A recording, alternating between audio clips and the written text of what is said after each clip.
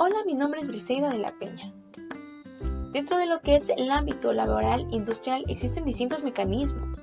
Uno de los más importantes y sobresalientes es el área de la electricidad, puesto que es uno de los más avanzados y más complejos.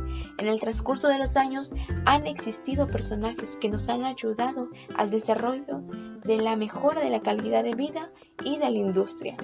Uno de ellos es el generador de Van de Graaff. El generador de Van de Graaff es la diferencia entre las tensiones o potencias ocasionadas por un fenómeno llamado electrización por contacto. Esto será ocurrido por un motor que estará unido a tubos eléctricos que crearán tensiones entre ellos ocasionados por una banda que se encargará de transportar cargas eléctricas, y estas cargas eléctricas se elevarán en la parte superior encontrándose con un cilindro hueco que actuará como terminal. En el transcurso de nuestro proyecto te podremos comentar con mayor claridad el funcionamiento para el generador, las cargas, las características, los componentes, la realización del prototipo, el fenómeno del campo eléctrico respecto a sus cargas y una pequeña parte de su fundación y de su historia. Dentro de sus aplicaciones de este generador se encuentra la producción de los rayos X, la sintetización de alimentos y partículas físicas nucleares. Hola, mi nombre es Yasuri. Los materiales que utilizamos para elaborar nuestro generador de Van de Graaff son los siguientes: una base de madera de 15 por 20 centímetros, un tubo de PVC de 2 pulgadas de diámetro, alambre de cobre, clavos, un cable. También utilizamos foamy, en este caso fue una tira, paliglobos o palos para globos, también papel aluminio, super pegamento, resistor, una lata de aluminio, servilletas, pinturas acrílicas, cinta aislante y cinta de teflón. Este es nuestro generador de Van de Graaff. Para poder realizarlo tuvimos que llevar a cabo los siguientes pasos. Como primera parte tuvimos que pegar nuestro motor eléctrico de 12 voltios hacia la base de madera. Previamente, antes de pegar nuestro motor eléctrico, pues pintamos nuestra base de madera. Nosotros decidimos pintarla de color rojo. Y al momento de pegarlo utilizamos un abatelengua que nos sirvió como base para poder pegar nuestro motor eléctrico. Una vez que pegamos nuestro motor, procedimos a hacer las conexiones. Este es el cargador del motor eléctrico, también es un cargador de 12 voltios. Lo que hicimos fue que el cable del cargador se partió en dos y cada extremo, o sea un extremo positivo con un extremo negativo, se conectó hacia la parte trasera de nuestro motor eléctrico. Esto para que se pueda generar la corriente y pueda ser transmitida hacia el motor y permita que este tubo de plástico que se encuentra aquí pueda girar. Una vez teniendo esto, pasamos a formar la parte de acá. Aquí tenemos un tubo de plástico que es un palito de globo, el cual introducimos hacia la punta de nuestro motor eléctrico. Este palo se encuentra forrado por cinta negra aislante porque favorece principalmente que la polea pueda girar mucho más rápido. Lo siguiente que hicimos fue colocar nuestro tubo de PVC. Para ello tuvimos que perforar el tubo tanto de la parte trasera como de estos extremos, ya que estas perforaciones pues permitían que este tubo de plástico que tenemos aquí pudiera ingresar hacia nuestro tubo de PVC. Y esta pequeña perforación permite que este cable que se encuentra conectado hacia la base de madera pueda ingresar. Todas estas perforaciones pues son necesarias para la polea y en este caso pues para la fricción que se va a generar con la polea. Aquí tenemos el tubo de PVC y dentro del tubo de PVC tenemos una polea la cual hicimos mediante una tira de foamy. Una polea pequeña, aproximadamente como unos 5 o 6 centímetros. Bueno, para que pueda girar la polea tuvimos que poner en la parte de acá arriba de nuestro tubo, la parte superior, un pequeño tubo de plástico igual del mismo material que este, paliglobo, el cual forramos con papel aluminio y en la parte de en medio pues introducimos un alambre que le facilitara la posibilidad de girar. Entonces, lo que hicimos fue que la polea la metimos, por decirlo así, la introducimos tanto dentro de ese tubo como del otro, para que al momento de mover ese tubo, pues la polea se moviera, girara en ayuda de o sea, facilitara el giro de nuestra polea. En la parte de aquí arriba tenemos una lata de aluminio, es una lata sencilla. Esta lata de aluminio la tuvimos que limar tanto por dentro como por fuera, y en la parte superior colocamos tiras de papel servilleta pegadas con resistor. Y bueno, este cable que se encuentra aquí, pues había comentado anteriormente que es un cable que hace tierra.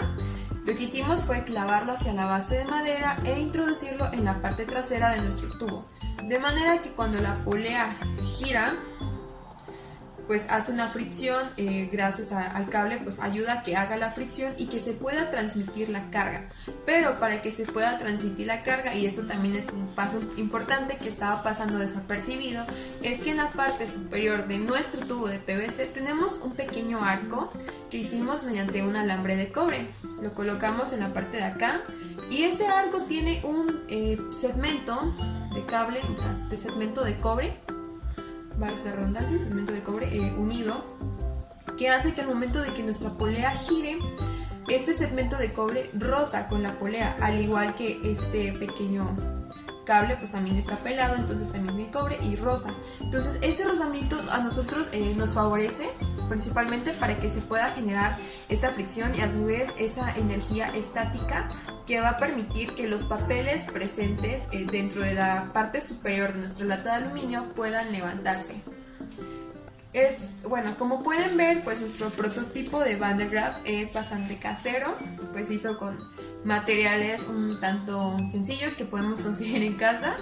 Sin embargo, pues a la hora de realizarlo tuvimos ciertas complicaciones en cuestión a que pasaran, a que se generara la fricción, principalmente afectados en la parte de la polea, porque pues, sí nos costó que la fricción en la parte de la polea se generara.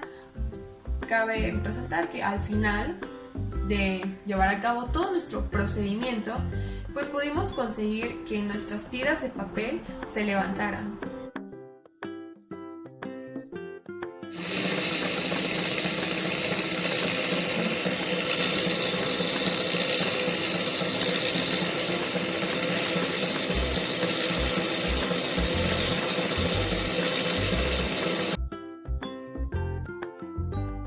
Mi nombre es Anaí Jiménez y yo les voy a explicar los fenómenos que podemos encontrar en el generador de Van de Graaff. El primer fenómeno es el fenómeno de repulsión, y este nos dice que es cuando dos cuerpos contienen el mismo signo o la misma carga y se van a repeler. Más adelante les voy a explicar en dónde lo podemos aplicar o en dónde podemos observar este fenómeno. Posteriormente también tenemos lo que es la electrización por contacto, la electrización por frotamiento y la electrización por inducción. La electrización por contacto nos dice que es cuando tomamos a un cuerpo que tiene un exceso de cargas y lo colocamos en contacto con uno eléctricamente neutro. Al estar en contacto, el exceso de carga se va a distribuir, quedando ambos cuerpos cargados. La electrización por frotamiento nos dice que dos cuerpos eléctricamente neutros se ponen en contacto y se están frotando continuamente por un determinado tiempo. Al separarse, estos cuerpos van a quedar cargados. Y la electrización por inducción consiste en tomar dos cuerpos cargados y acercarlo a una pequeña distancia sin que estos cuerpos entren en contacto. El cuerpo cargado va a inducir un movimiento en las cargas internas del cuerpo neutro, quedando este cargado, que también les voy a explicar en dónde lo podemos observar en nuestro generador de Van de Graaff. Nosotros realizamos un generador bastante casero, entonces les voy a explicar cómo lo hicimos. Los fenómenos que les decía, nosotros utilizamos lo que fue un tubo de PVC. En el tubo de PVC introducimos lo que fue una correa, o en este caso una pequeña banda, que en este caso sería la transportadora de corriente. Esta va a estar subiendo y bajando, y va a contener un aislante. En ese caso podría ser el pequeño embobinado que nosotros hicimos utilizando ligas de plástico. Esa correa que está dentro de ese tubo de PVC se va a electrizar y posteriormente se va a ionizar, lo cual va a generar una carga eléctrica, y esa carga eléctrica va a subir en la parte de arriba de la lata y se va a descargar. Como sabemos, la lata tiene un hueco en donde está la carga transportadora, y por el efecto de repulsión la carga se va a dirigir hacia afuera. Aquí es en donde vamos a observar el levantamiento de los papelitos que tenemos en la parte de arriba de la lata. Ahora también quiero mencionarles algo muy importante. La función que tiene el motor eléctrico en este caso es que va a mover la polea y va a realizar un efecto contra la repulsión. Supongamos que en la parte dentro del tubo va a contener cargas negativas. Entonces la lata igualmente va a estar cargada de cargas negativas, y entonces esas cargas van a ser rechazadas. Así que el motor va a tener o va a hacer la función de hacer un trabajo en contra del campo eléctrico. Entonces aquí podemos también deducir lo que es la conservación de la energía, que nos dice que la energía no se crea ni se destruye, solo se transforma. Y pues también quiero explicarles en dónde nosotros vamos a poder observar estos fenómenos de electrización por contacto, por frotamiento y por inducción. Nosotros una banda de plástico junto con un pequeño embobinado de plástico. La electrización por frotamiento se va a dar cuando encendamos el motor y la banda empieza a trabajar.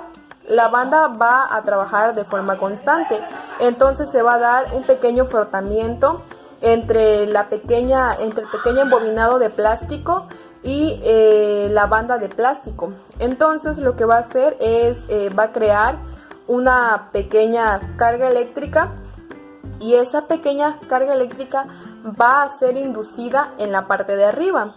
En la parte de arriba también nosotros colocamos un pequeño cobre con un pequeño escobillón de igual forma de cobre. Entonces al momento de subir y de bajar se va a inducir de igual forma esa carga eléctrica.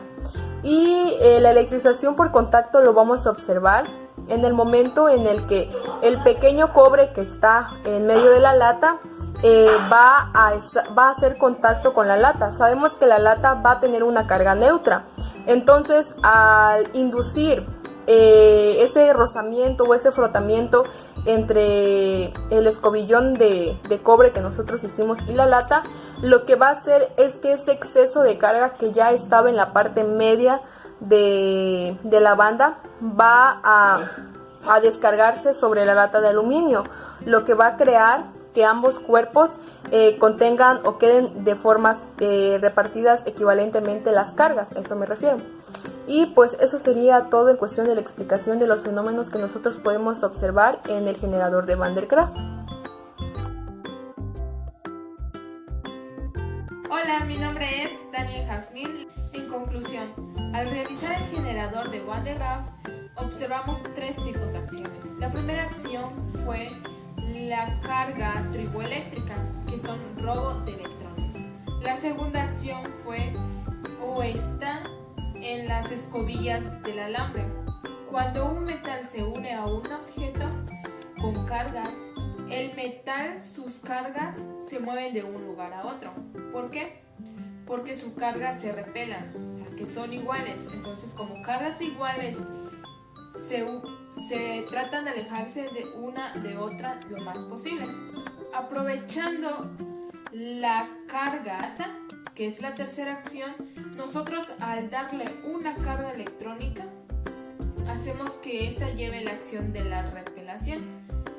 Entonces, el generador de Van der Graaf es un claro ejemplo de repelación de cargas, porque cuando nosotros añadimos el papel higiénico o servilleta alrededor de la lata, observamos cómo las cargas o cómo la servilleta se mueve. Entonces, como la servilleta tiene carga electrónica y la lata también tiene carga electrónica, entonces se repelan.